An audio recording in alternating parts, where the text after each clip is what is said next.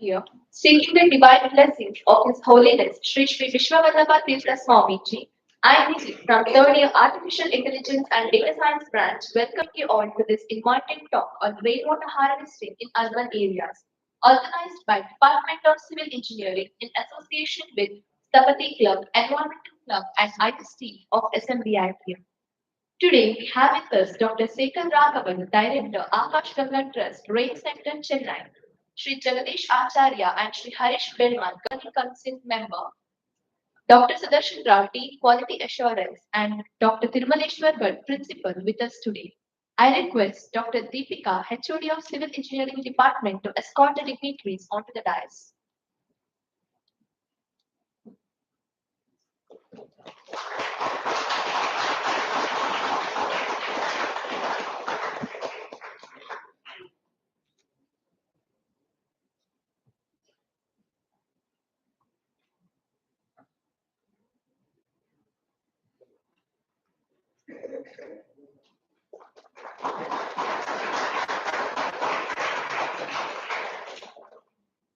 We extend our warmest greeting and heartfelt welcome to all our esteemed guests. I request our principal, Dr. Tirumaleshwar Bhatt, to welcome the gathering.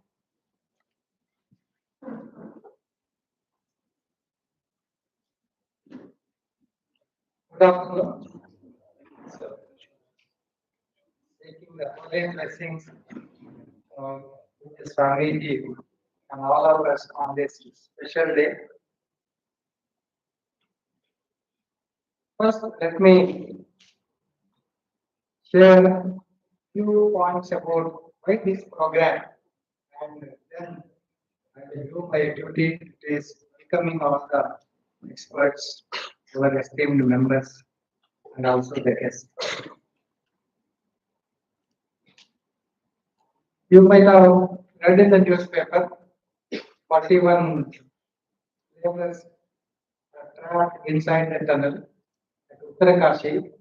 Fortunately, within another 1 or 2 hours, they will be taken out of the tunnel. But the hardship of those 41 people or the army people, you just imagine a Herculean job. And the reason is we have not taken care of the nature properly. We have not studied the nature properly. And nature took its own course of action. And we, the human being, we ignore sometimes the message or the action by the nature. If you look at the water level or the water crisis, particularly Udupi district, somewhere in the month of May, sometimes it is unimaginable. It's very hard to say that Mother Saravara is a known place where the Swamiji will take holiday. Sometimes during summer, we pour water from external source from the open well or borewell and fill the Magla Saravara for the purpose of taking holiday. This is the water crisis in Udupi. Again, nature is giving alarm or it is nature is warning us, but we the people we are straightaway ignoring such warning or alert signals.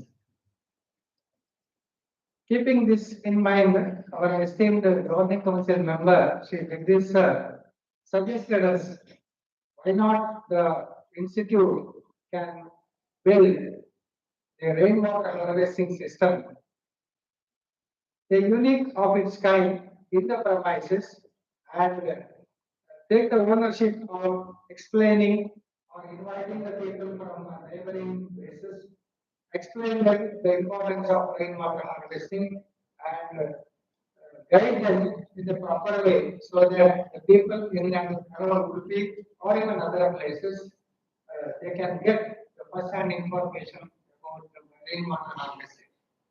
And also he suggested a great person, Dr. Shekar Raghavan, We have done extensive work in Chennai city when Dr. Jayalalitha was the chief minister of the state. After going through the videos, his PPT, he shared the PPT with us. After going through the PPT and the photographs, I could understand the contribution of say Shekar Raghavan in particularly in rainwater harvesting. So all these things are it is funneled down, and today we could arrange a wonderful session for our students. Also, prior to the session and post the session, sir is going to visit many places of campus and suggesting a suitable rainwater harvesting model to our institute, and we are going for it, building the system in the institute. So this is why this is about the program. How the suggestion of Jagdish sir is taken care and the implementation part. Coming to the real part, that is the welcoming, the esteemed guests. First and foremost, it's my own duty to welcome Dr. Shekar Raghavan. He is a person who can authoritatively guide or authoritatively command all of us in the rainwater harvesting world. He has come all the way from Chennai, of course. Right now, he is staying with his son, who is professor at ISTE Bangalore. Sir, it's my welcome. I wish to extend a warm welcome to you. And also, guiding us in this important work. Welcome yourself. I request Dr. Sudarshan to welcome Dr. Shekar Raghavan with the bouquet of flowers.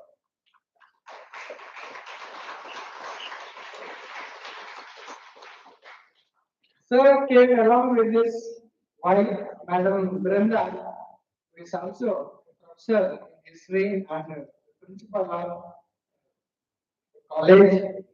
Madam, sorry, I forgot the name of the college. Welcome you, madam, on behalf of the management. I request Vidya ma'am to welcome Brenda madam with the bouquet.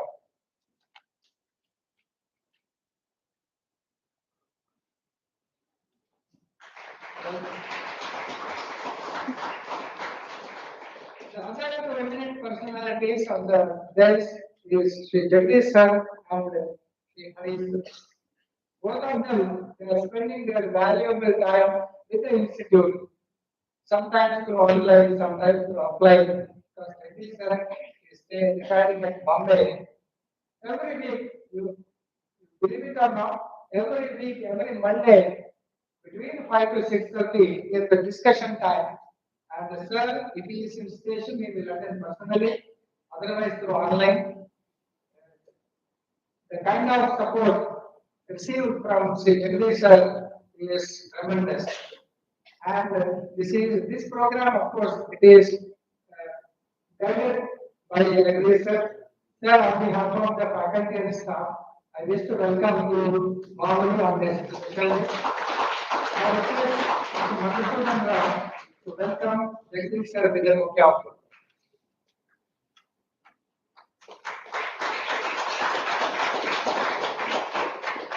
Sri Harish sir, again another eminent personality supporting the institute. It's a matter of what I should say.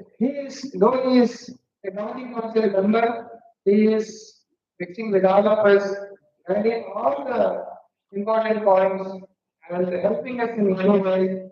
Sir, it's my duty to welcome him on this special day. Happy welcome. I request Jaya, Secretary of the Department of Civil Engineering, to welcome. I will start with the welcome. This program is well organized by Dr. Deepika, HOD of Civil Engineering. Welcome you, madam. I request Anas Maria to welcome Madam Vijay.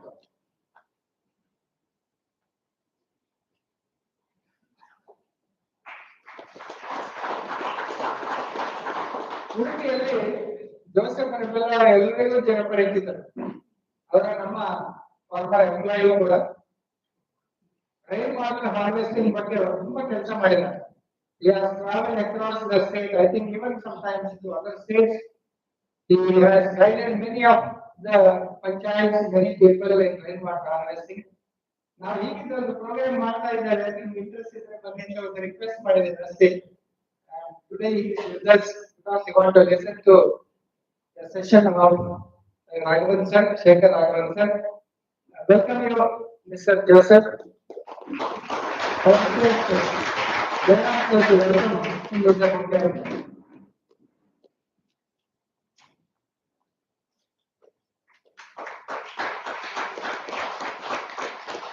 extend a warm welcome to our beloved Vice Principal, Dr. Ganesh Shekar, Dean Quality Assurance, Dr. Sudhakar, HODs, Senior faculty members, welcome you all. And also, I welcome all the students who are attending this session. Welcome, my dear students. Please make the best use of the session. Sir has abundant knowledge on rainwater harvesting. In fact, he has developed one museum kind of, I think museum based in the place, which is giving thorough information about rainwater harvesting. Anyway, you interact with sir, we will take all such suggestions. Just do something for our villagers, for our people, as far as rainwater harvesting is concerned. Welcome you all. Make the best use of the program. Thank you. Thank you, sir. Wish you a warm welcome as well. I request Ravindra sir to welcome our principal, Sir.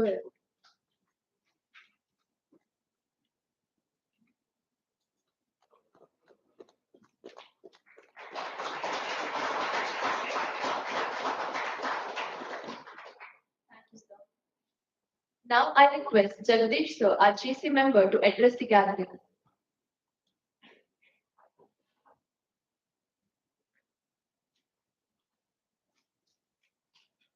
Dr. Shekar Raghavan, esteemed faculty members, principals of SMVITM College, and the HODs and students. I'm really very happy to be here. Before I start, Vidya ma'am, can you accompany Dr. Brinda here? Just ask her to come to the first. No, please.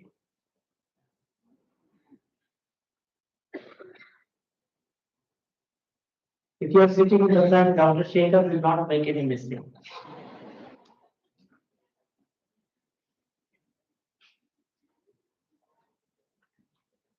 Actually, I'm very proud to be, being here today, welcoming Dr. Shekar Raghavan. He is known in Tamil Nadu as the waterland of India. Tamil Nadu state receives 1/3 of the water we get, but they are self-sufficient. That was because of the campaign run by the government some time ago during Chief Minister Jayalalitha's time, and at that time, in the forefront of this initiative was Dr. Shekar Raghavan. If you see his work, and he's done it all his life out of passion. He has not earned money out of this. He has just given it to the society, and I thank his family, Dr. Brinda, for having supported him so much. He's a dedicated man, very passionate about water. He was just telling us, Mr. Dr. Sharish Berman and me and the principal, that we all know without water there is no life. But we should also know without rain there is no water. We have to respect rain. He will talk about water today, but what I want to share with you is here is a person who can tell us how to preserve water for future. It is not just water harvesting. He has shown how to increase the water tables of wherever he has undertaken interventions, the geography of the places where he has undertaken interventions. I have had the benefit of visiting the uh, anti-peasants. So, yeah, what is it? Theosophical Society in Chennai. And the kind of work that has happened there is unimaginable. And there are many other centers. The Ramakrishna Mission was one of them. These are centers where you have seen water tables increasing. So we are very fortunate here, and we have problem of water here in South Canada. So I'm going to stop here. You must listen to him. Also, I request Dr. Deepika to look at, explore the possibility of opening a water harvesting center. He will tell us what to do. It should allocate a place. SMVITM should be a place where people will come and ask for solutions on water harvesting. We should, and that will be dedicated to Dr. Shekar Raghavan will do that. And I think we should start this initiative. Last point I want to tell all of you students here. 10 years, certainly before 10 years, not 10 years for sure. Within 10 years, in your journey in life, you will see people fighting for water. You will see conflicts happening because of water scarcity. You will be asked, have you a solution for this? At that time, you must find a solution, and that solution you can learn today. And under uh, Dr. Shekar Raghavan, we'll all learn that solution. How to preserve water today so that we can all have a better future tomorrow. I stop here and thank you very much for having this. I would urge the students to please ask questions and understand for yourself how each one of you can become a waterman like Dr. Shekhar. Thank you. Thank you, Dr. Raghavan. We are very much honored to have Dr. Shekar Raghavan sir here. I'm sure everyone are eager to hear from you. I request sir to take over the session. I request the dignitaries on the dais to be seated in front of the dais.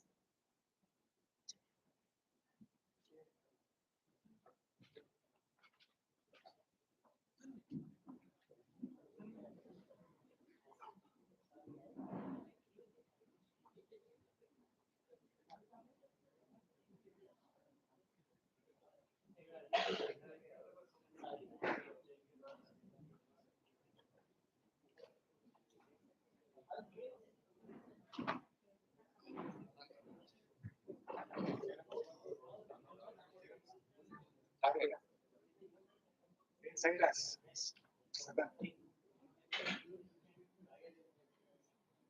I like the. Yeah, I can control his legs. This is good.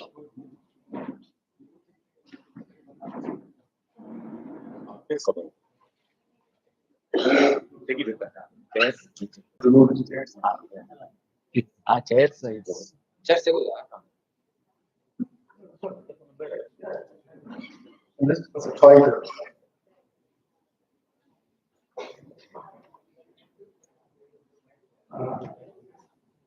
Good afternoon to all of you.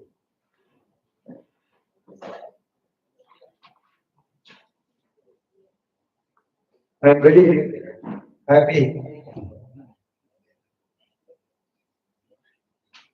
to be here, trying to share some of my thoughts and experiences on rainwater harvesting.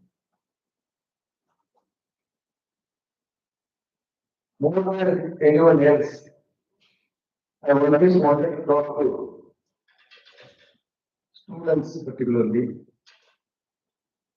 and that too engineering students, and that too civil engineering students, because they are the most important players in this game of water management in general, and rainwater harvesting in particular. You are the important stakeholders in the game because you will one day become a person constructing a high-rise building or a bridge and so on. Where harvesting should be part of your design. So that is my wish. Before I go on with my formal presentation, I would like to, Jagdish sir has said so much about me. I should say a few words about him. He was almost a God-sent person. We were working for Asian Paints, a company well known for paints. We were trying to do some projects for them, which was funded by the CSR grant. And he was in Asian Paints for at that time. So we had the opportunity to interact with them. Then subsequently, he introduced our trust, which is called the Akash Ganga Trust, to another big giant in corporate world, the Cromptons. So he got a lot of funds for us from Cromptons. Because we need money. How much I'm passionate about diversity. I need money to spread the message. So like he was saying, the rain sector will have to run.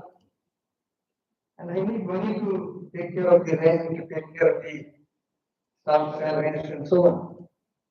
And that money he brought. So I'm extremely grateful to him for all the help that he did for us. He was at the right time, the right place for us to be benefited.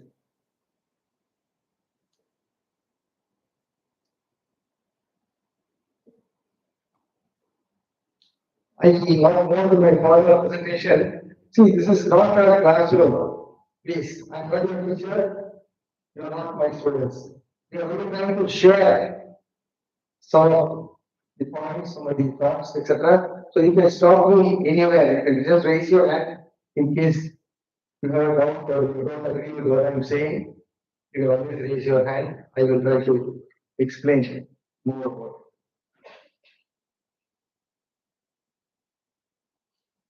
We should have got it. So these are some of the things. See, we have a website for Brain Center of Net, and we have a lot of information about the center, its activities, the last 20 years, and so on. And my email is there, my phone number is there. You can also share the presentation with the students in case they are interested. So there's no online and all that. You can make use of the presentation.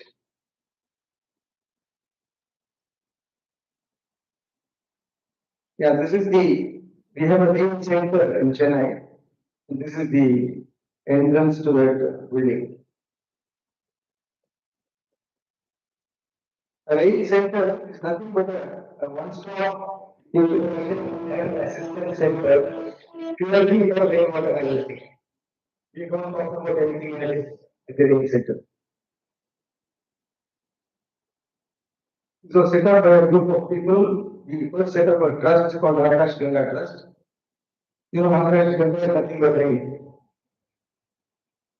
And then we set up a rain center in Chennai. I'm happy that this is the first rain center in the entire country. It was inaugurated by our Honorable Chief Minister Jayalalitha in August 2003.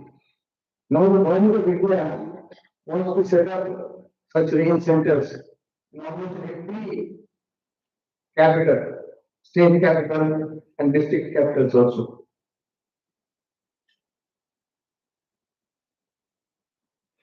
This is the photograph of the inauguration where Jayalalitha is inaugurating the rain center.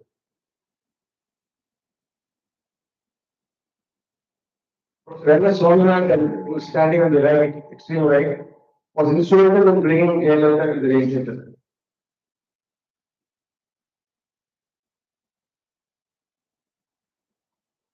Yeah, these are the three activities at the rain center. We try to create awareness on the various sections of the society, starting from school children, college students, builders, architects, groups, planners, and so on and so forth, everybody. And number two is we help people to implement everything in their respective homes. So all they have to do is to call us, give their address, you will send a resource person to the respective house and design a suitable system for them and also work out the cost, as to how much it would cost. And this advice comes free. You don't charge anything for this advice. Because we carry out a lot of studies and surveys to find out how is the impact and so on. So these are some school children at the Rain Center, some college students. And a group of students came all the way from Tokyo to learn about harvesting at the Rain Center. These are some of the poster panels which are kept inside the Rain Center.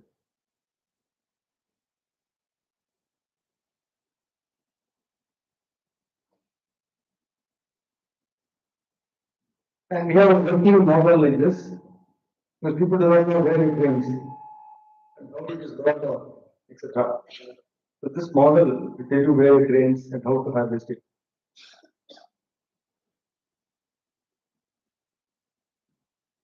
And we have booklets like this in Tamil and English, which are distributed almost free to anyone who wants to pick up a copy.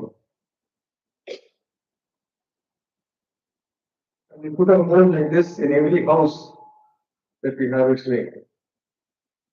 It says rainwater harvesting done in this plot.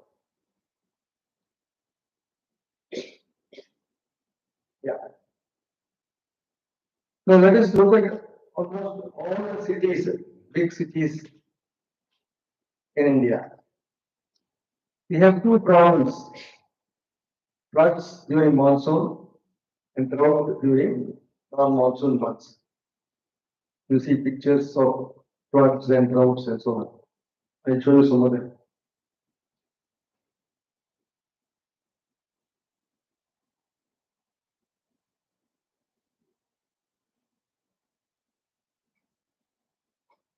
And this is what you see during droughts.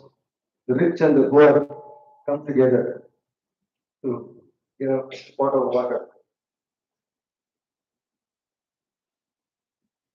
Yeah, to carefully analyze the reasons for both floods and droughts.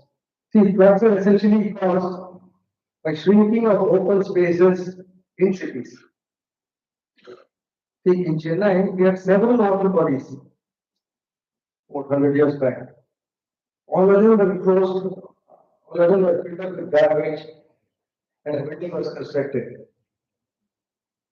And therefore, open spaces are shrinking in cities, particularly. The second reason is we are fond of paving. Indiscriminate paving we are all fond of. And thanks to civil engineers for having done that. We don't want to see soil. So rain does not find a place to permeate into the soil. Rain does not find a place to collect. And therefore it floods the cities. Natural. If you look at droughts, the demand keeps increasing all the time in cities. Because people from villages migrate to cities, they start living in cities, they need water. The demand keeps increasing all the time. And water has been taken for granted. Right? You always see that 10 rupees you can buy a bottle of water. You have 20 rupees you can buy a can of water. And this lack of awareness about rainwater harvesting, that as Jagdish was saying, no rain, no water. So if you want to solve both these problems, the only solution is harvesting rain. So both these problems is rainwater harvesting. See, rainwater harvesting has not been understood by a large section of the society. See, I've been into this game for almost 25 years. Even today, only about 20-25% of people have really understood what it is all about. It's a very sad state of affairs. They consider rainwater harvesting as an alternative. They feel if you don't get water in your tank, you should harvest rain. They don't realize that the water coming in the tank is also harvested rainwater.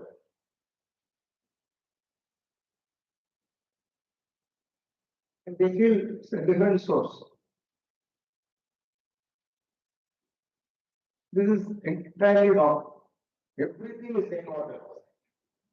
Whatever water that you see around you, whether it is the drainage, whether it is the garden, whether it's anywhere on the road, within the house, it is all must have come only from rain. For example, there is no rain for 3 to 4 years consecutively. You will not see a drop of water in any of your rivers, at least in South India. Maybe north, ice starts melting and you get water. But in South India, not a river will have water. And none of the ponds and lakes will have water. And we don't have water in our open wells and bore wells.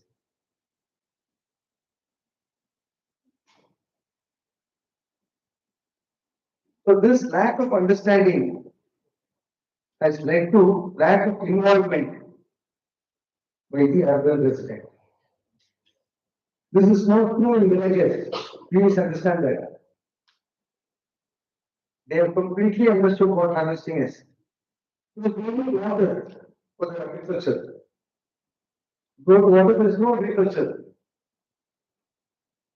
So you need not go and sensitize the villager about rainwater harvesting. He knows everything. It's only about the urban residents that there is a lack of awareness. Another thing is, I don't know about Udupi. In Chennai, municipal water is not metered. So you don't pay according to your consumption. You pay a flat rate and you get filter water. And therefore, harvesting doesn't pick up in such cities.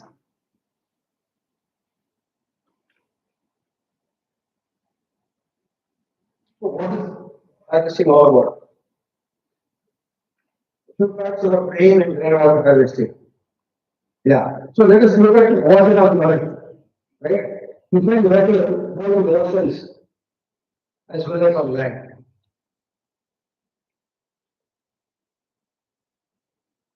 Let us for the time being ignore this water in the ocean. Let us consider the water on land. So this must have come either from melting of ice or from rain. No other way the earth could have got water. So in most of India, barring a few states in North India, the rest of India gets water only from rain. And therefore, they are called primary sources of water. And this runs and rivers, this is collected in ponds and lakes. This is called as groundwater below the soil. They are called secondary sources of fresh water.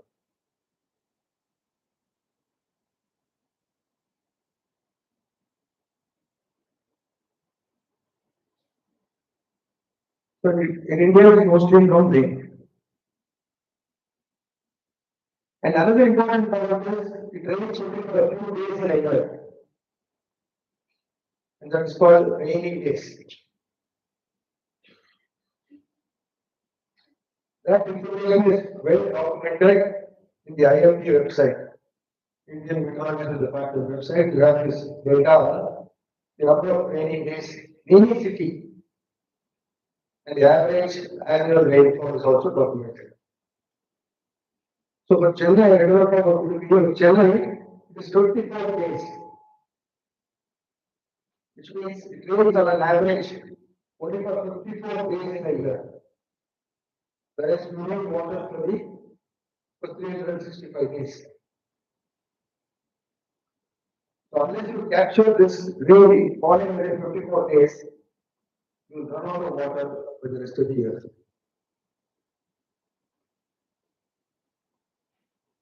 This is what harvesting is all about.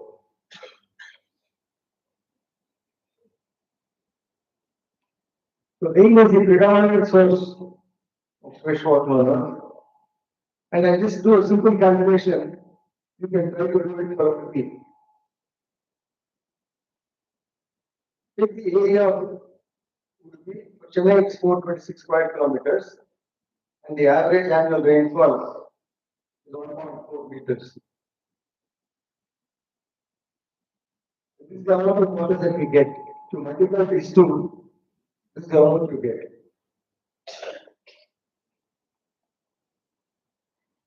And if you divide by the population of Chennai or Udupi, and by the number of days in a year, which is 365, then you will end up with this number. Chennai is 163. So what does that mean? Every citizen of Chennai can get 163 liters of water every day if you harvest the rain that is falling on your head. Whether you will be able to harvest the entire lot, that's a different question. But we have so much potential. You don't say the same thing about Saudi Arabia or any of the desert states. So Chennai is not rain star, but water star till now. Now it is comfortable. So similarly, Udupi is also not rain star. We get something like 400 centimeters on an average every year. But you still suffer for water for at least 2 or 3 months in a year. So you should probably do this calculation for Udupi and find out what is that is called LPCD. This number is called LPCD, liters per capita per day.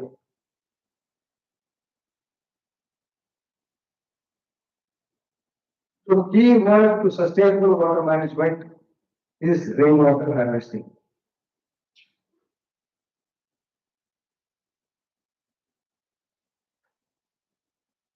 Rainwater harvesting is not an option, not a non-native, not a new technology that has been discovered. But the only way to sustain both our surface and subsoil water. I keep repeating the same thing because it has to go down in your minds.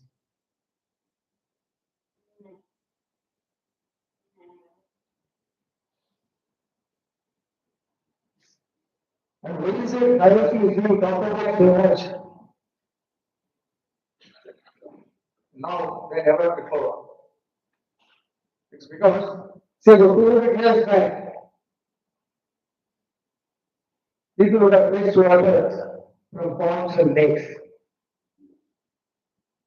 which must have been created by the kings. So we should know a history about Udupi. How people managed their water 200 years back, 150 years back. So it was the responsibility of the king to create a water body, get water for the citizens, which the citizens can enjoy.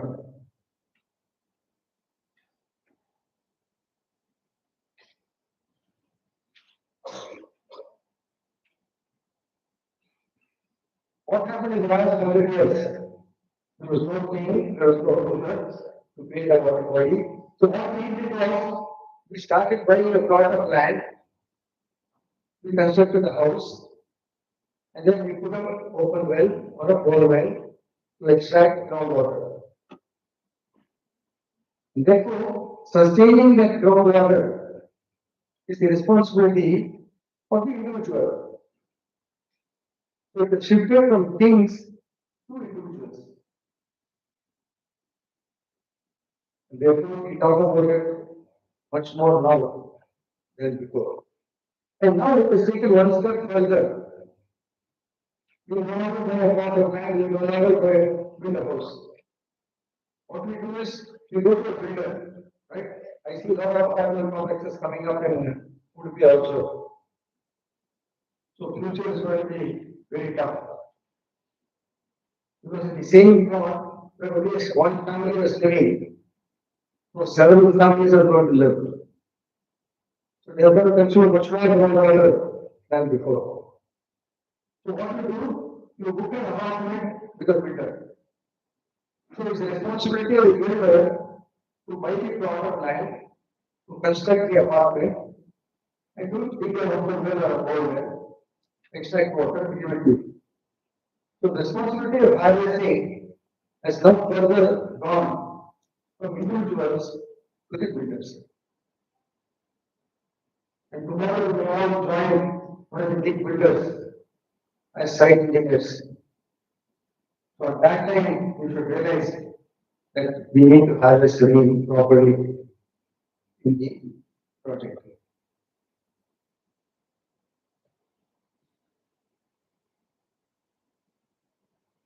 Yeah, these are the four reasons why we should harvest rain. As I told you, rain is the predominant source of freshwater on earth. Number two, rain is only for a few days in a year. And cities get enough rain. And number four, what you don't harvest in coastal cities like Udupi or Chennai, it goes and falls into the sea and gets wasted.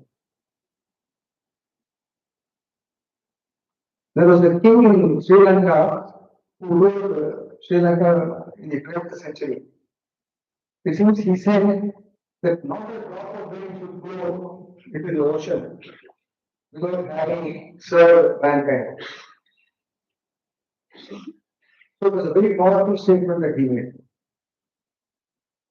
We should not allow a drop of rain to go and fall into the ocean and get wasted.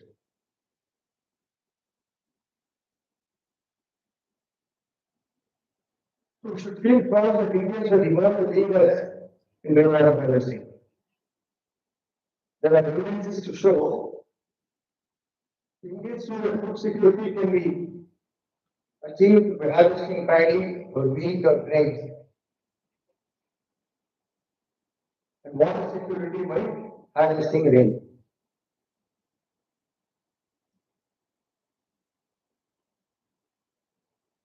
The goal of Indians are the world leaders, even by the years time, there are evidences to show that Indians have harvested rain. There's a place in Gujarat on Ganga where there are evidences to show that Indians have harvested rain. I also mentioned a few traditional harvesting systems that existed in almost every part of India.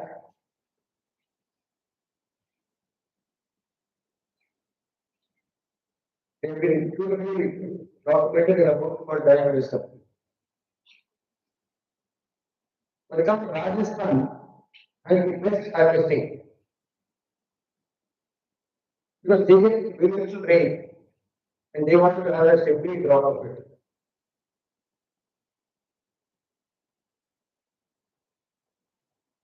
These are some of the structures you find in Rajasthan. Harvesting structures where it rains all and all. And then through these holes, they get inside. And this is some kind of a sum.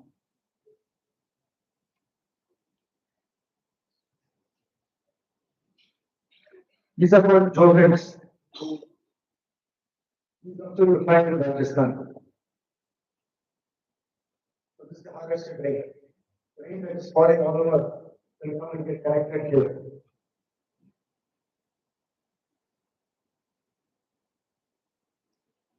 They also have beautiful structures like this. This is step well. You have beautifully different design.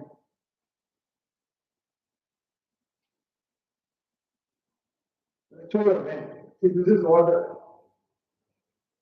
People will go down the steps and fetch water. So our temple tanks are almost identical to the step well.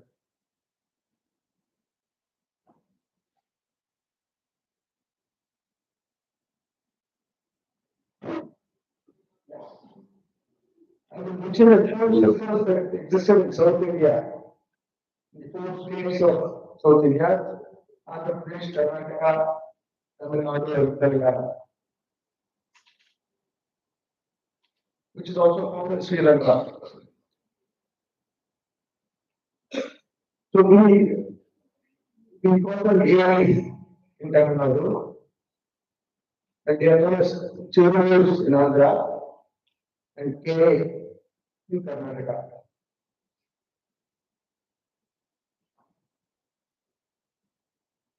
And they are chain of tanks. There are still 150,000 such water bodies in all the four states put together. And most of them are interconnected. So this is a drawing of a area. This is the water spread area. These are black spots here on the doors, which are open every day in the morning and closed in the evening. You must have seen some of them in your villages. These are tiny things. This is a wonderful traditional water harvesting system. And this point is the overflow point. When the area gets filled up, it will overflow only from this point. So it's so beautifully designed. And where will it go? It will go to the nearby village and fill up that area. And so on and so forth. And among these carriers, there were two types of carriers. One, river flowing, water flowing in a river. It is a river that is diverted and collected in these carriers on both sides.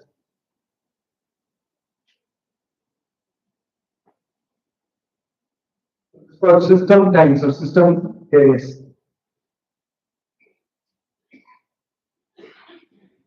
These are non-system carriers. There is no river there. It's only the rain that falls here gets collected. And you can see how they are interconnected.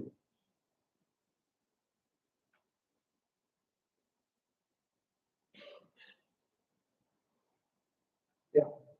So this flow chart will tell you completely about what harvesting is all about. There are only two things you can do with rainwater.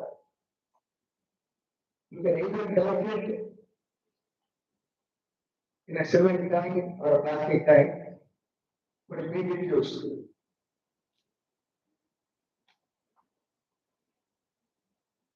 Or you can put it in the soil to sustain your groundwater source. That's called recharge. This is relevant in both villages and cities at the micro levels. That is both in public spaces as well as private spaces.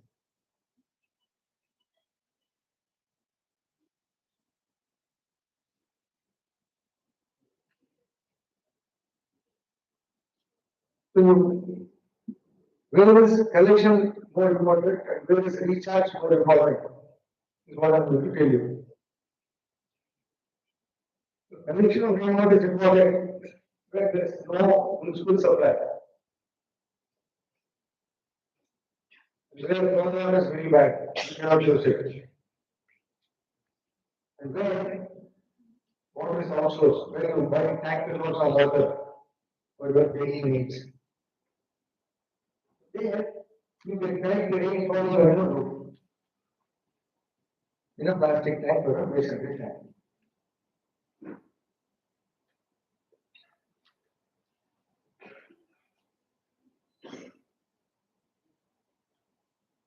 And recharge is relative.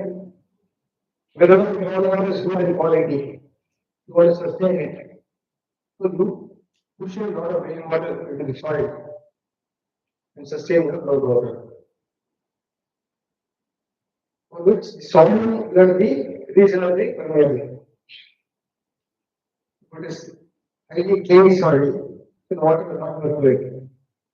I'm sure you study the soil properties also as part of your curriculum. So this is very important. Only a sandy soil or a silty soil will be able to absorb a lot of rainwater. And the last is the pre-monsoon water table will not be low. If the water table is high, you will not be able to recharge. It's something like our stomach being full and we trying to eat more.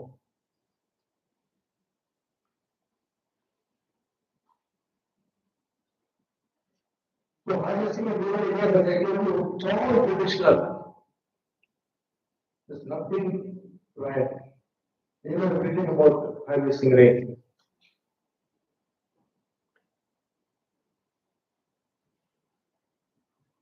They had separate water bodies for agriculture, they had separate water bodies for drinking, and so on. The drinking water ponds in a village. It's called in Tamil, we call it Urani. I don't know what we call it in Kannada. This is made purely for drinking.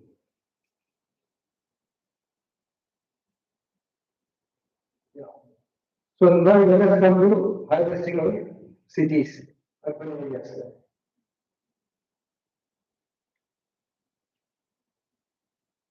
As you all know, in drainage, we have two places.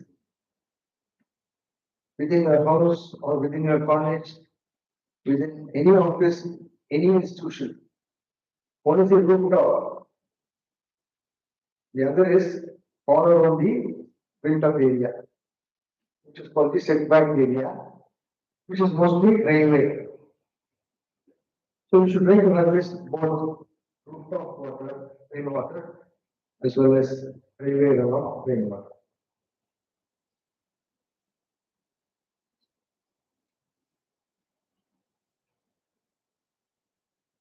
This rooftop water will be relatively clean than your railway runoff. So that can be collected for immediate use. You can try to divert it to a sump in case you want to use it. The overflow can be put into a recharge structure.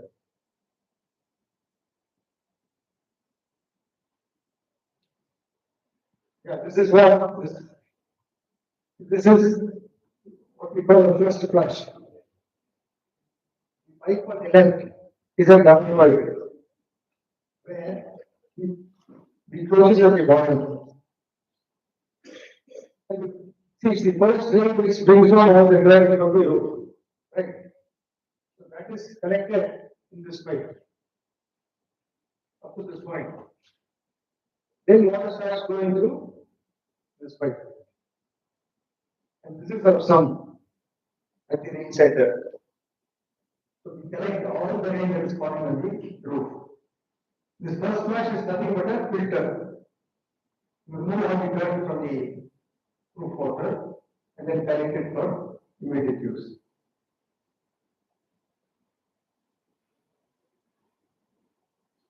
Otherwise, you can put a sand filter like this with two layers of pebbles in between a sandy layer. These are pebbles. This is sand in between. This is a simple sand filter.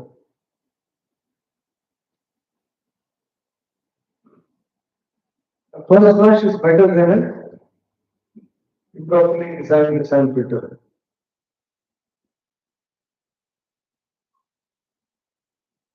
This is a simple drawing When the rooftop pipes are connected, pass through a pressure, and then you collect it in a sump. This for immediate use. The overflow is put into a open well. The open wells are called by Ganga.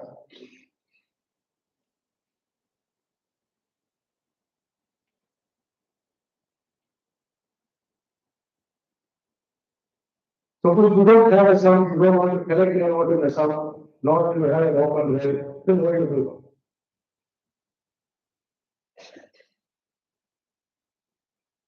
You construct a recharge well.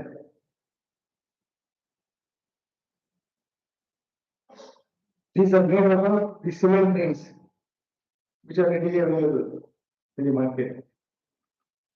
But on the way to college, there is one shop I saw selling these rings. So this is, each one is a ring. Each one is 1 foot in height. The diameter will vary from 3 to 5, 3, 4, and 5. The depth is always 15 feet, at least in Chennai. The idea of going up to 15 is that the top layer might be clay. You want to go beyond the clay, so that water gets absorbed. It's got a big charge.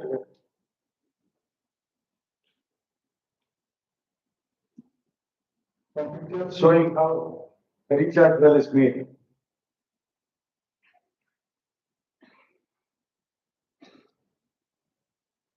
It's a very labor intensive work.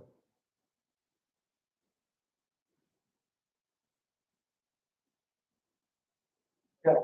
This is a round structure. I want to show you a round structure also.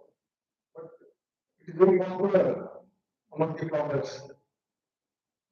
What they do is they insert a pipe like this, which is a slotted PVC pipe.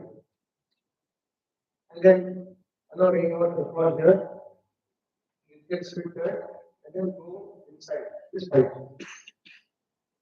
See, this is round because this is a very narrow pipe when compared to the recharge well. So it's not able to take in a large quantity of water. Secondly, this cannot be maintained, this cannot be cleaned.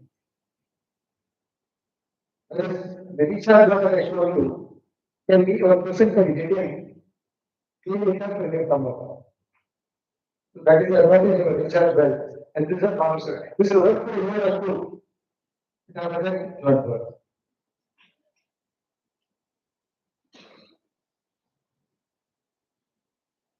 What do you do about the reason is called 101? The segment area, which is called segment area, which is only the railway. So that can be intersected at various places by means of a ladder and put it to a recharge well. So everything is a recharge well.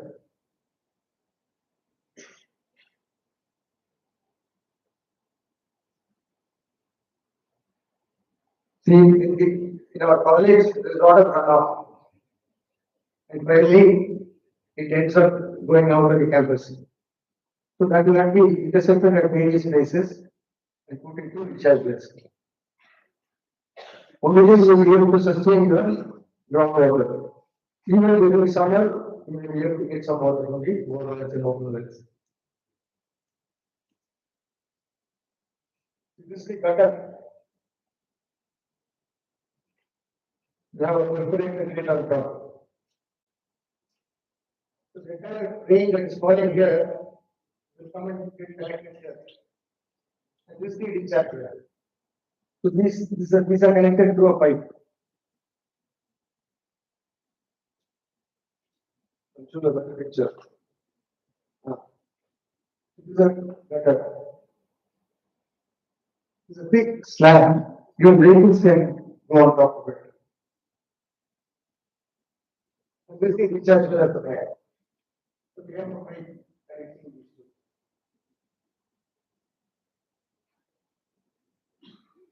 You can put your unit clean them, you can remove the slabs, you can clean the gutter. This was put down once again. From rooftop is harvested, put it to a local well. The rainwater along and intercepted near the gate. Put it to a recharge well. See, a recharge well is different from a source well. What is the source? That is a sink.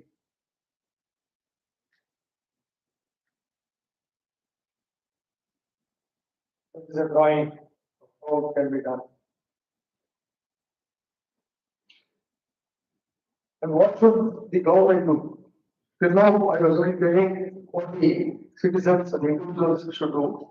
Now, what is the role of the government in harvesting rain? We should harvest the runoff, the rain that is falling on roads. And provide the water bodies that is still available in cities.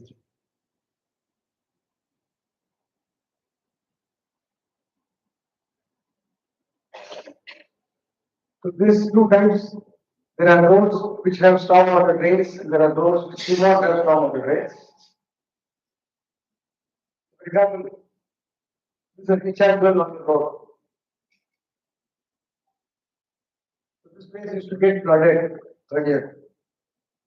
What we did is we put a recharge well, and now the flooding has gone. Usefully.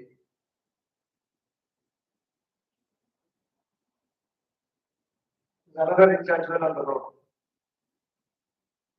Boats on the sides. The recharge well is being dug on the road. We need the permission of the corporation to do this.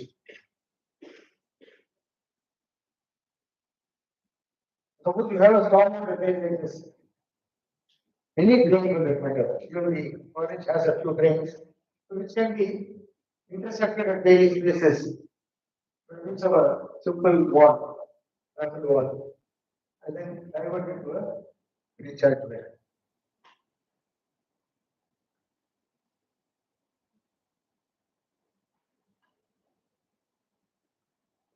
What is happening in Chennai?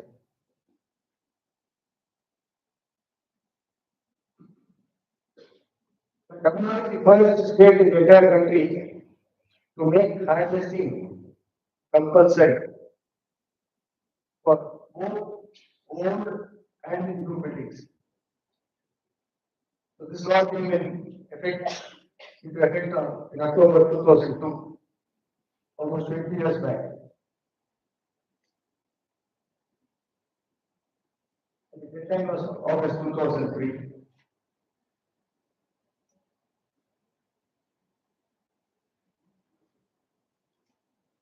So what happened after that? So what can harvesting do to a city? It can increase the groundwater level and improve its quality. Make it accessible. See, in Chennai now, the groundwater level is almost at 3 feet or 4 feet or 7 feet. Because of all the harvesting that was done in the last 10 to 15 years.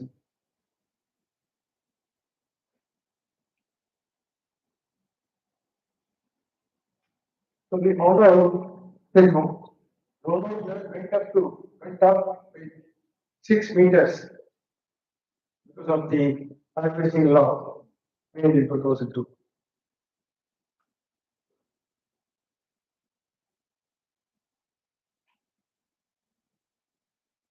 So it revived the shallow river. And we also saw the benefit in temple tanks. See, this is a temple tank in Chennai. It was born there before 2005. You can see children playing cricket inside the temple tank. Boys playing cricket in the temple tank. You can see how girl after 2006. The same temple tank looks like this now. See, a temple tank can have water, only the groundwater level comes up. not otherwise. So that happened in Chennai.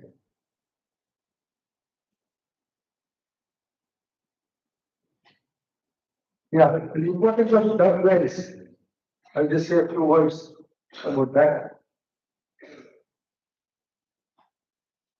Yeah. This is interesting for you people because you are also civil engineering students. They have subsoil or groundwater source is available in two layers, discontinuous layers, separated by hard rock. So you should find out in your place at what depth you encounter hard rock. Because above hard rock, there is one groundwater source, and within hard rock, there is another groundwater source. It's very, very important. And the above hard rock layer is tapped through open wells. And in Chennai, I tell you, most of the open wells are being closed. This is a very wrong thing to do. So we have been sensitizing the people about the importance of open wells. Because that is the only sustainable groundwater source, not your borewell. Borewell cannot be sustained by our harvesting.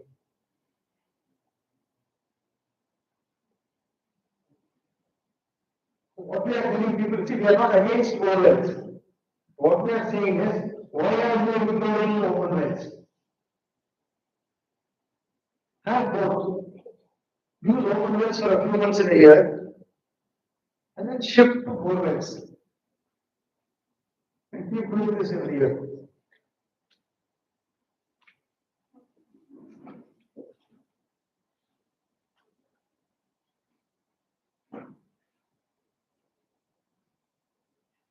Plan case studies and so on. So where open wells have benefited the residents of Chennai. And the water quality in open well will be better than in borewell, mostly, in most of the cases. I was told that your borewell water is also good. So they're sort of blessed.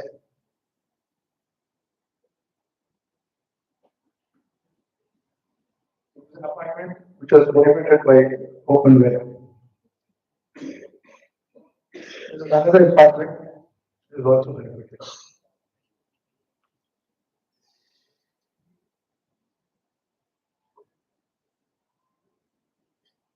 Yeah, the other things that this run through was for the lack of time. See, we did an audit for the government and came up with two suggestions that were incorporated into the Tamil Nadu building rules. So this is the document.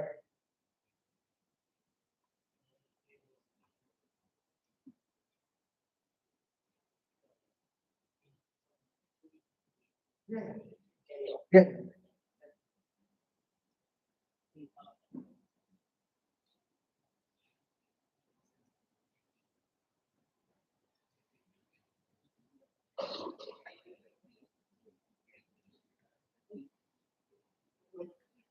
So this is another interesting thing that one should carry out and would be find out what can you encounter hard rocks.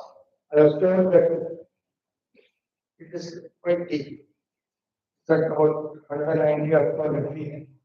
So you have a very good shallow aquifer, which you should make best use of.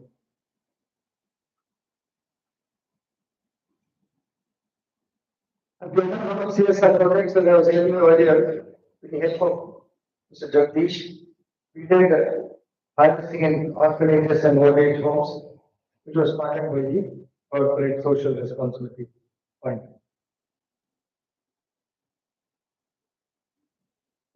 Contract mission means with the corporate supporters.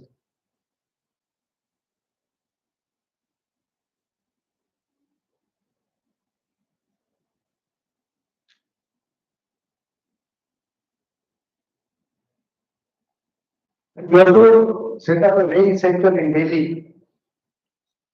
In Kejriwal was the chief minister there. He's still the chief minister. Set up another rain center in Colombo.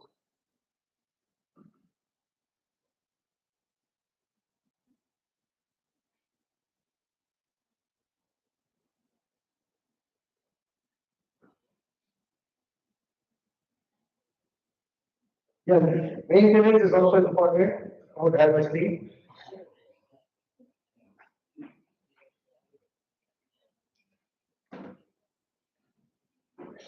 We have to rechange broken pipes and so on. These recharge valves will have to be disinfect almost every year.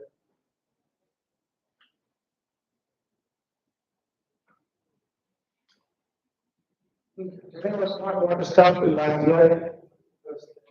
Never been staff.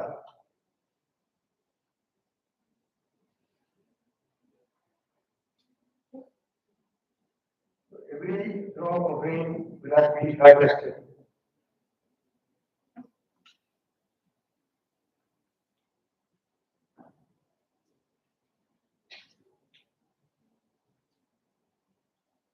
We should ensure that the rain that is falling within the houses will have to be harvested. You should not allow a drop of rain to go out of your compound.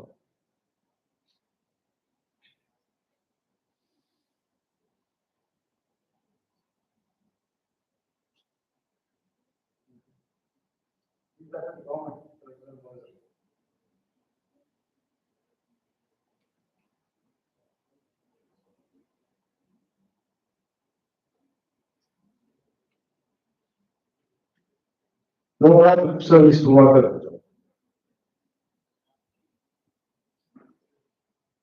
Lord, what is rain is our children.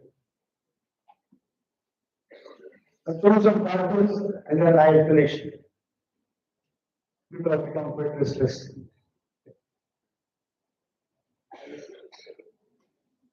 From those pictures, you can see.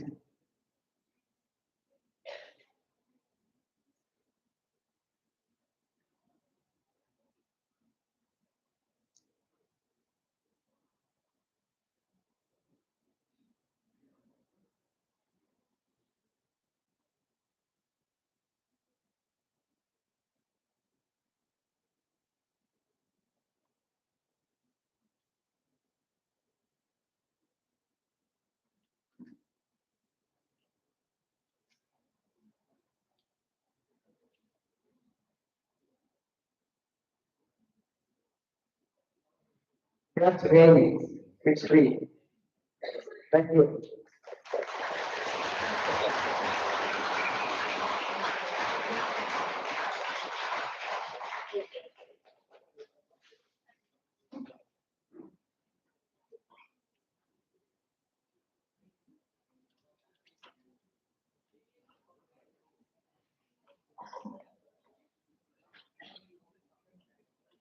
Was welcome to ask me any questions you have.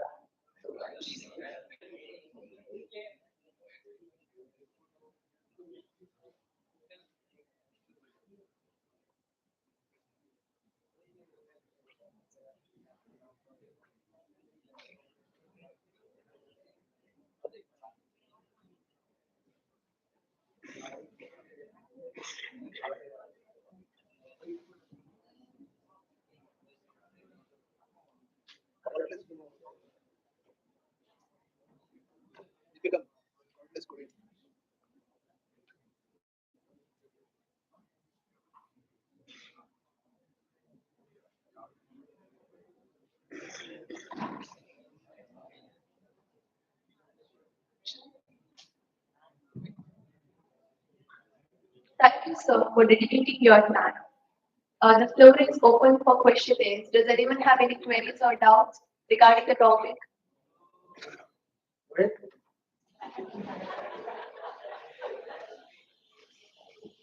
You should have some goals or some application, or you can tell me something.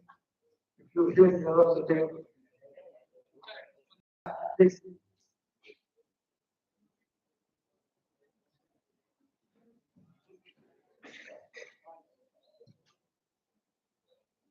Sir, any particular purification units are required for this rain harvesting tanks? Like, can we drink it like as is or any further purification is required for this water? Yeah, that's a good question. See, there are two kinds of problems in water. One is suspended impurities, which is something like the, like, see, drinking water, before it falls in your room, is very pure. There's no doubt about that. It picks up impurity only from the room. After that, you can just put a piece of cloth that is good enough to filter it. As I told you, the first flash method is also a good to remove filter. Or there are sand filters which are available, slow sand filters and so on. The other problem with water is dissolved salts. Salts which are dissolved in water, but that is not there in rain. That is a quantity which is measured using the TDS meter. Sorry, not TDS. It's called total dissolved salts. So that is, you cannot filter that. You have to pass it through a membrane and you have to purify it. Otherwise, dissolved salts is difficult to remove. Suspended salts can be easily removed by a simple filter. No problem.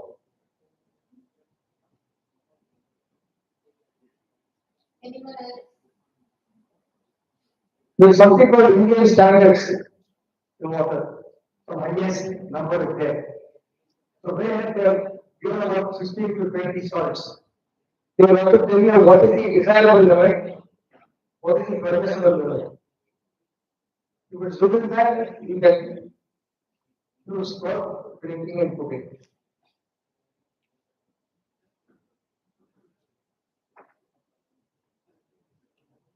No more questions.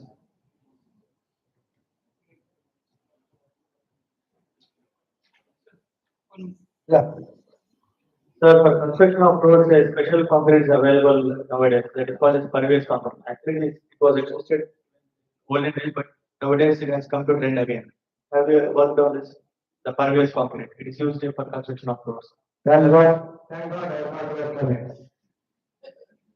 I'm not a civil engineer. I throw my hands. Because it is used for groundwater regions. Oh, because that is entirely your groundwater. That's a good point. Maybe you can do some research on that.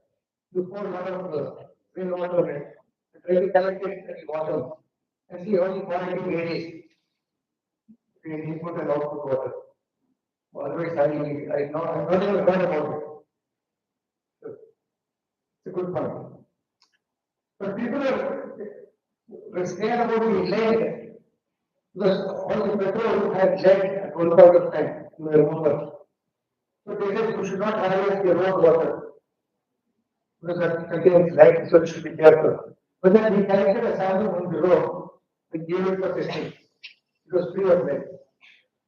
So there are good labs available to tell you which is good and which is bad.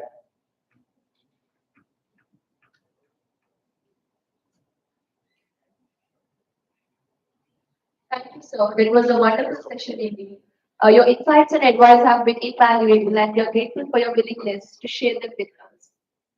We believe in honoring the guests who have joined us. I request Deepika ma'am to present a memento to our guests as a token of love and respect.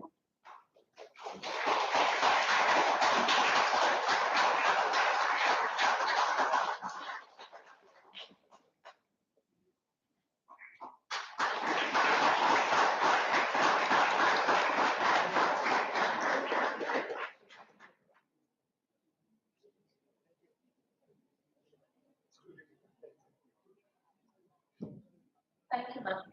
As we have come to an end of the program, I thank our guest of honor, Dr. Shekar Raghavan, for such an amazing session. I also thank all the dignitaries present in the program. Also, the session wouldn't have been complete without the support of all the HODs, deans, and the students. Thank you, one and all present here.